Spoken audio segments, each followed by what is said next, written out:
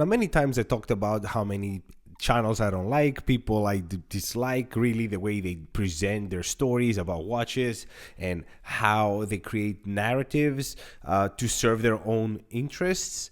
I think it's time to do something different and talk about a couple of channels that I actually do watch. If you enter your YouTube app recently, you probably have seen that it has the recap of this past year and what kind of things you've been watching. And amongst Lex Friedman and Star Talk and all this kind of geeky stuff that I apparently like a lot, you will see a couple of watch YouTubers, and it all makes sense. I talked about these couple of guys before, and I want to talk a little more about it since it's official that I'm a fan.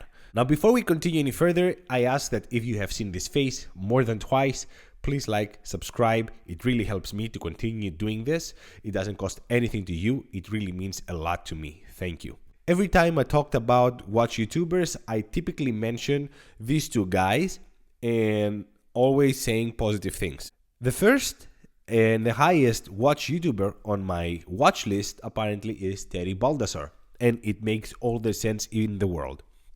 I talked about Terry many times. Terry has, in my personal opinion, the best videography in the business. I enjoy watching his videos. It's not only when I say videography, because many say, oh, there's other people that make better cuts, better angles, better lighting, better this. But I'm not going technical here. It's also the way he says things. He always finds the right words. I am finding myself hooked listening to Terry talking about watches. I'm drooling every time he talks. And the videography itself also is incredible. And the storytelling and the videography just combine so well. Now, is Terry perfect? He's not perfect only because Terry is a professional. He owns a channel. He owns an online store. He owns a physical store in Cleveland, Ohio. And we know that he has been doing paid reviews like what he did with Breitling last time he visited the factory. But as long as you know that and you keep in mind every time he has a new video and you take what he says with a grain of salt, I think that Terry delivers some great, excellent value in this hobby. I am finding myself drooling over his videos every single time, especially when I see him visiting somewhere. I know it's gonna be a good watch. I know it. And yes, sometimes he might be a little soft, but I think in general, especially for a professional, he is keeping a middle ground for the most part, towards the positive most times. But nevertheless, he is very down to earth. His reviews are as good as they can be for a professional. So, and I respect him a lot, and I really like Terry. And yeah, I really like Terry.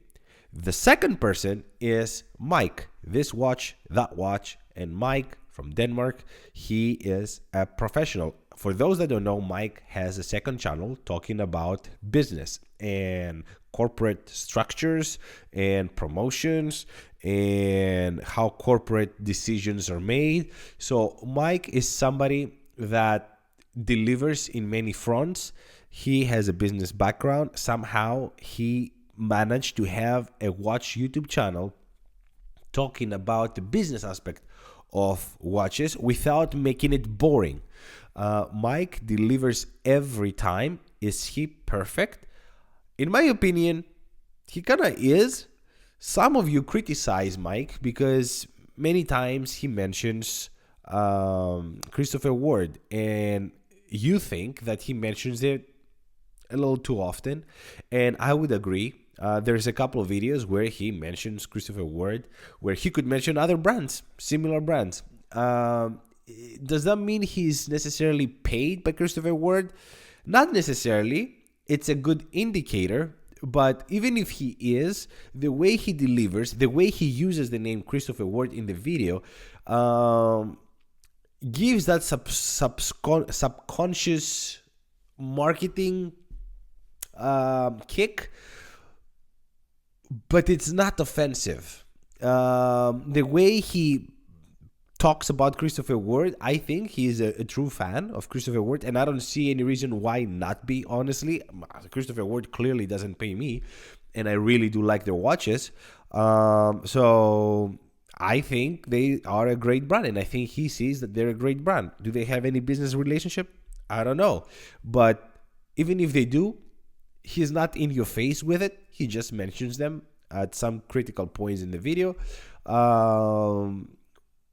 I'm willing to believe that he's not paid, just for the record. And I love his videos. It's a breath of fresh air. He's completely different. The way he talks about watches makes very palatable, makes you understand the business of watchmaking, and puts everything into perspective. Many of us keep talking about in-house, about Swiss made, about all these great topics, and Mike takes everything and dissolves it. Many times we have similar subjects, and many of you somehow mention that you guys watch this channel and Mike. And I told you this before, that just that you put my name, this channel's name, next to Mike's is the greatest compliment. So thank you. I don't know how you do that, but thank you. He takes many times subjects that I've talked about, but he has the right words. He also has the right temperament. He has been in business for many years in corporate, and he knows how to say things in a very politically correct, non-offensive way, which is not something that characterizes me. But yeah, apparently I'm a big fan of both of these YouTubers. There were many other channels that I used to watch, but with the years, I just got tired of them, only because they became a little too marketing tools. Time and Tide is one of them.